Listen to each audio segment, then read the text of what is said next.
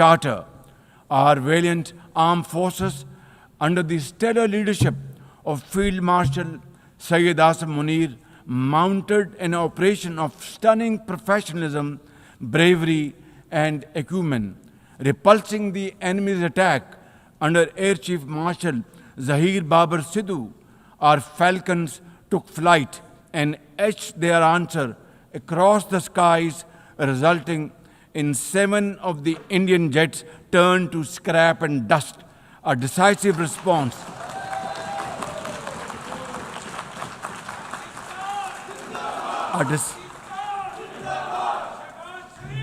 A decisive response to the aggressor that will echo through the annals of history. Every Pakistani, you stood as one unbreakable wall, a bunyanum marsoos. Excellencies, though in a position of strength, Pakistan agreed to a ceasefire facilitated by President Donald Trump's bold and visionary leadership. We express our deep appreciation to him and his team for their active role in bringing about the ceasefire. President Trump's efforts for peace helped avert a more threatening war in South Asia. Had he not intervened timely and decisively, the consequences of a full-fledged war would have been catastrophic. Who would have lived to tell what happened? And therefore, in recognition of President Trump's wonderful and outstanding contribution to promote peace in our part of the world, Pakistan nominated him for Nobel Peace Prize. And I think this is the least we could do for his love for peace.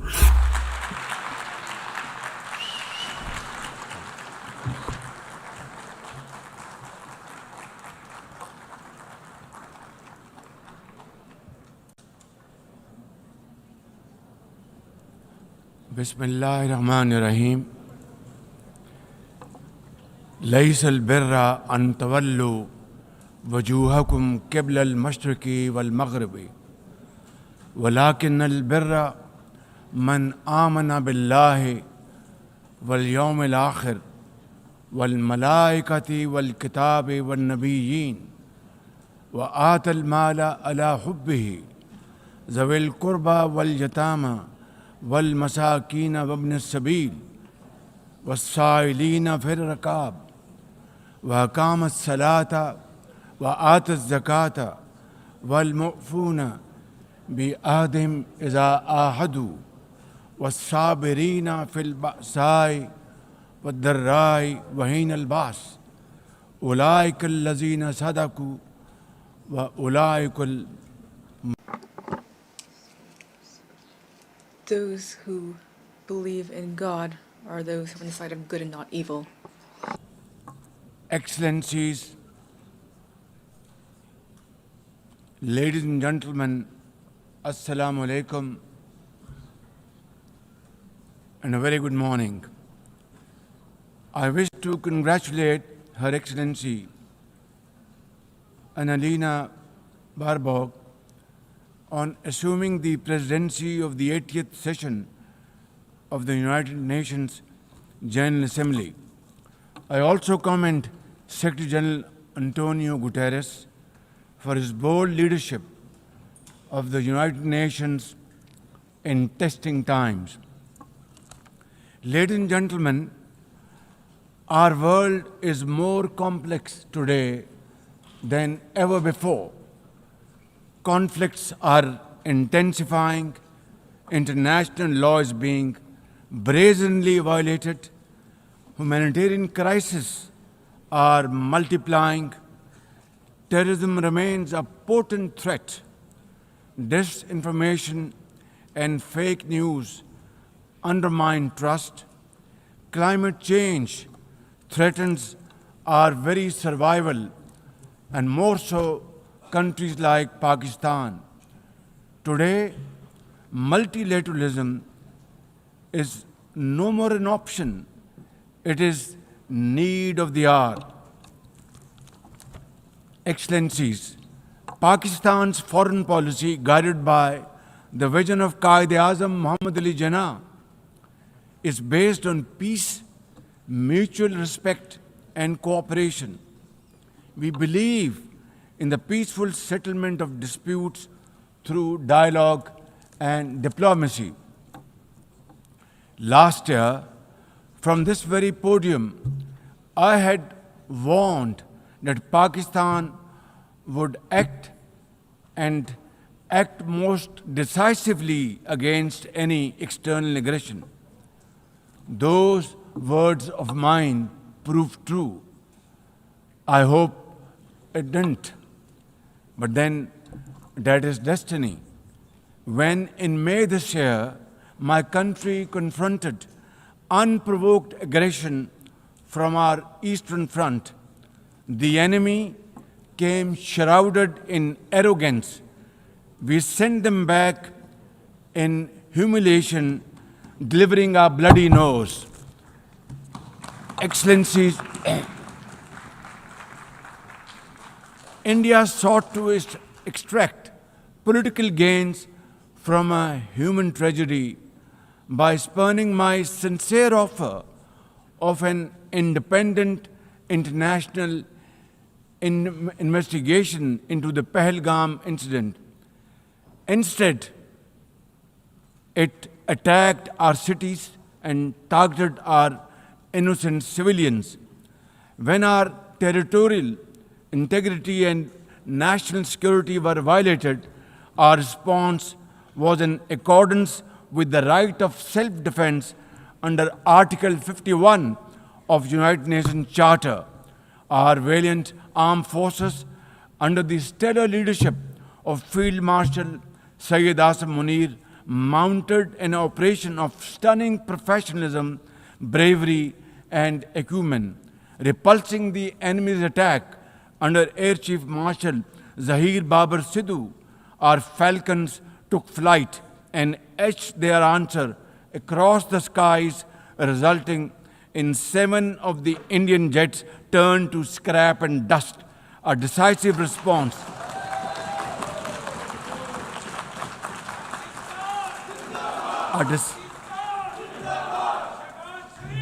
A decisive response to the aggressor that will echo through the annals of history. To the fearless architects of this victory, to every officer and soldier, heirs of our martyrs, their names are forever engraved in glory. To the mothers of our martyrs, their courage guides our path forward, and their sacrifice shall never be in vain, inshallah, God willing. And to every Pakistani, you stood as one unbreakable wall, a bunyanum marsus. Excellencies, though in a position of strength, Pakistan agreed to a ceasefire facilitated by President Donald Trump's bold and visionary leadership. We express our deep appreciation to him and his team for their active role in bringing about the ceasefire. President Trump's efforts for peace helped avert a more threatening war in South Asia. Had he not intervened timely and decisively, the consequences of a full-fledged war would have been catastrophic. Who would have lived to tell what happened? And therefore, in recognition of President Trump's wonderful and outstanding contribution to promote peace in our part of the world, Pakistan nominated him for Nobel Peace Prize. And I think this is the least we could do for his love for peace. And I think truly he's a man of peace. Ladies and gentlemen, we're also grateful to our friends and partners, including China, Turkey, Saudi Arabia, Qatar, Azerbaijan, Iran, UAE, and of course, UN Secretary General, for extending their diplomatic support to Pakistan at this crucial time. Excellencies, we have won the war, and now we seek to win peace in our part of the world. And this is my most sincere and serious offer before this august assembly of the world nations. Pakistan stands ready for a composite, comprehensive, and result-oriented dialogue with India on all outstanding issues. South Asia requires, ladies and gentlemen, proactive rather than provocative leadership. India's unilateral and illegal attempt to hold the Indus Water Treaty in abeyance defies the provisions of the treaty itself as well as the norms of international law. Pakistan has made it abundantly clear, and let there be no doubt once again in anybody's mind, as I said last year in this hall, from this podium, we will definitely and ardently defend, inshallah, the inseparable right of our 240 million people on these waters. To us, any violation of this Indus Treaty represents an act of war. Ladies and gentlemen, through this august house,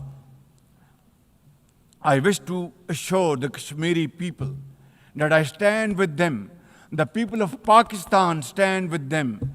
And one day soon, inshallah, India's tyranny in Kashmir will come to a grinding halt. Kashmir will gain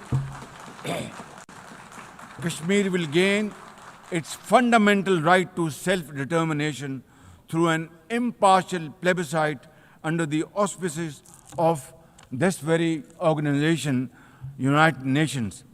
Excellencies, the plight of the Palestinian people is one of the most heart-wrenching tragedies of our times. This prolonged injustice is a stain on the global conscience and our collective moral failure.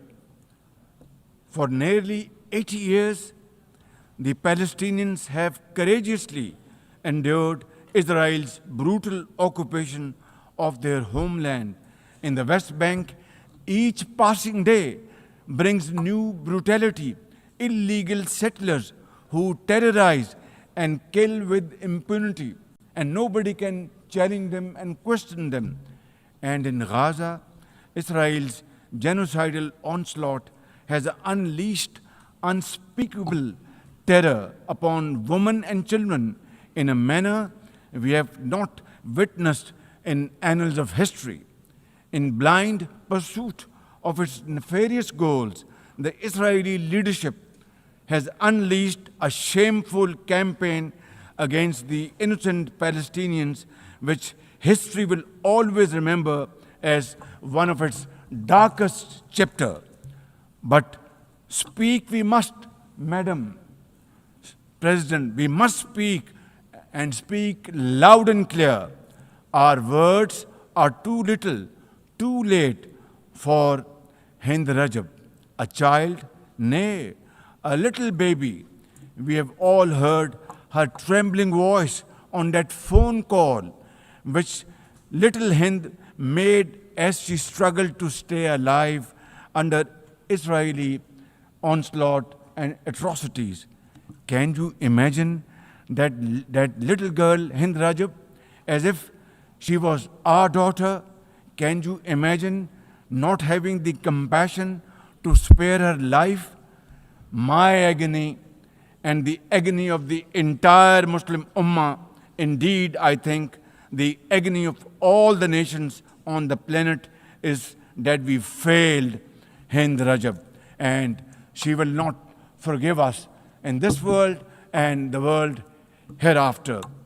As they say, ladies and gentlemen, the smallest coffins are the heaviest to carry. I, for one, would know, for I too carried the tiny coffin of a 7-year-old Irtaza Abbas during the recent confrontation with India. He was only 6 years old. Therefore, we cannot and we must not failed these children of Gaza or any child anywhere in the world, we must find a path to a ceasefire now and just now. Pakistan firmly supports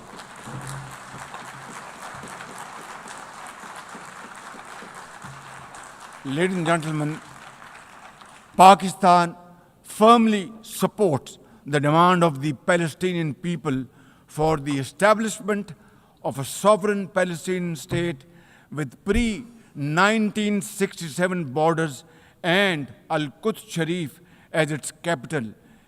Palestine can no longer remain under Israeli shackles. It must be liberated and liberated with full commitment and with full force.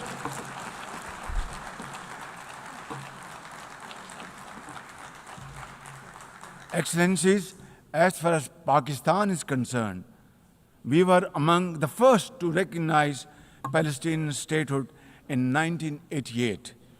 And now we welcome the recognition of the state of Palestine by a number of countries recently around the globe and urge others to also follow suit because time and tide wait for none. We are further grateful for President Trump's timely initiative to invite Arab Islamic states 3 days ago here in this building for a consultative session at the United Nations. And I was also part of that consultative process. And I think, and I hope and pray to God that it has rekindled hope for a ceasefire in the nearest future, for which the credit must again be attributed to President Trump for this peace initiative. Excellencies, Israel's recent attack on Doha and its continued violations of the sovereignty and territorial integrity of numerous countries is reflective of its rogue behavior. Pakistan stands unwaveringly with our brothers and sisters in Qatar. We also support all efforts for a peaceful resolution of the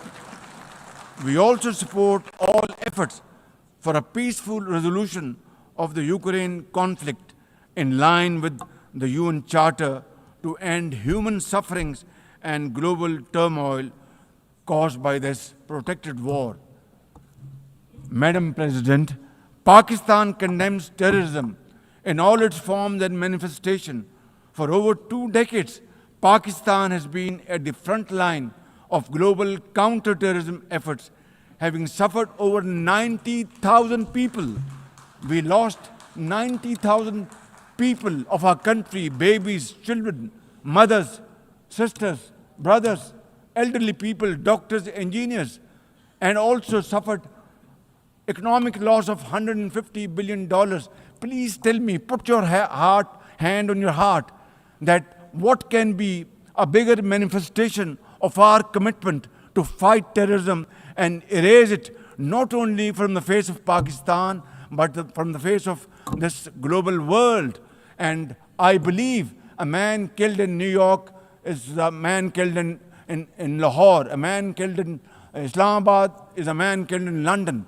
It's a global village. So I think unless and until terrorism is defeated hands down, this world will not be a peaceful place to live. And for that, Pakistan's sacrifices are probably the biggest around the globe. It must be respected and appreciated because we are a bulwark. Had these terrorists not been encountered by us, they would have been roaming on the streets of New York and London and God knows Far East. So I think this is our humble contribution, not only for the people of Pakistan, but the people all over the world.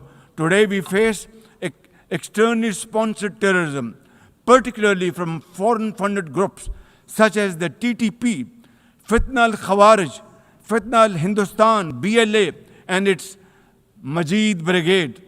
Operating from Afghan soil, these groups are responsible for some of the most heinous attacks inside Pakistan, including the dastardly Jafar Express train incident earlier this year, which was The train was hijacked and 400 people were kept for days and weeks. And mercifully, by Allah Almighty's grace, our armed forces and law enforcing agencies were able to recover them. Now, as an immediate neighbor and a brotherly country of Afghanistan, Pakistan has a direct stake in a peaceful Afghanistan. We believe that the key to development and prosperity lies in regional stability and connectivity. Pakistan continues to engage with all partners to extend humanitarian assistance, promote economic recovery, and encourage inclusive political framework in Afghanistan. The interim Afghan government must, however, uphold human rights, including women's rights. Above all, we expect that Afghan interim government to take effective action against terrorist groups and to ensure that Afghan soil is not used for terrorism against any country. Ladies and gentlemen, there must be no space for hate speech, discrimination, or violence against any person or against any religion. Hate-driven ideologies such as India's Hindutva-driven extremism pose a danger to the entire world. While there is growing recognition of the dangers posed by Islamophobia, the imperative of effectively combating this menace can hardly be over-driven extremism pose a danger to the entire world. While there is growing recognition of the dangers posed by Islamophobia, the imperative of effectively combating this menace. This year again, we are dealing with another mega flood with thousands of villages washed away from the face of the earth, millions of people displaced, more than 1,000 killed, and billions of dollars of crop, livestock, and property washed away, lost to flood waters. Our nation stands united in these testing times, and we are dealing with this natural calamity with remarkable resilience by the grace of God. I have declared a climate emergency to cope with this challenge. The catastrophic floods of 2022 and 2025 this year are glaring examples of loss and damage caused due to climate change. Pakistan, to the contrary, my honorable guests in this hall and through the cameras around the globe, Pakistan contributes less than 1% of global emissions annually. Yet it continues to face the relentless brunt and muddy waves of climate change. And then we are told to borrow loans and add on to our debt, huge debt pillars we have over the period of time. This is not fairness. This is not equality. This is not justice. This is not fair play. How can you expect a country which is a developing country facing humongous flood challenges every year due to climate change and no fault of ours, and yet we are told to borrow more loans? I think borrowing loan would be destroying your economy. We will be better off than not borrowing loan and standing on our own feet, working hard, tirelessly, blood and sweat, and we will, inshallah, make Pakistan a great country, inshallah. Ladies and gentlemen, while we deal with climate change, I bear good tidings on the domestic economic front. Socio-economic development and the welfare of our people are among my government's foremost priorities.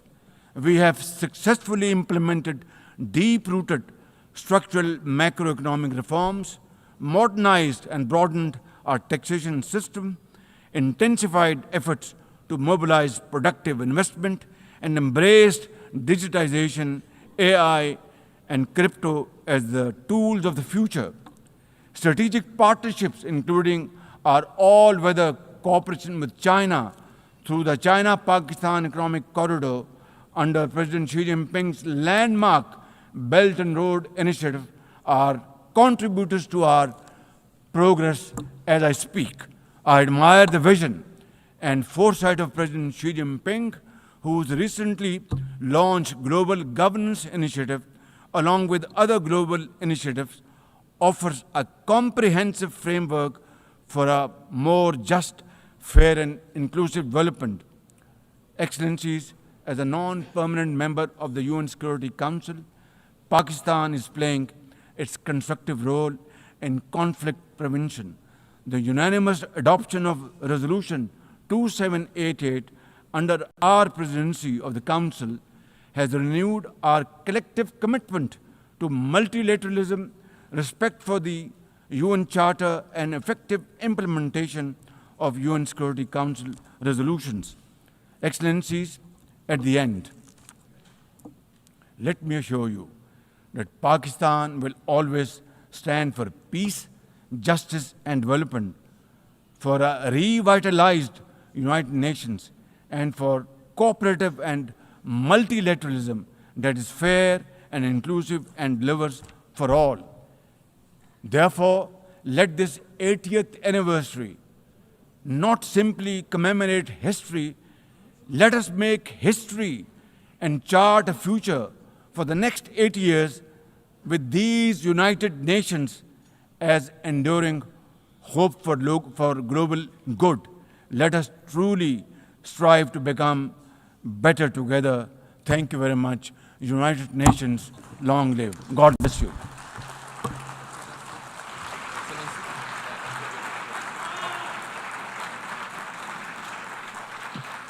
On behalf of the Assembly, I wish to thank the Prime Minister of the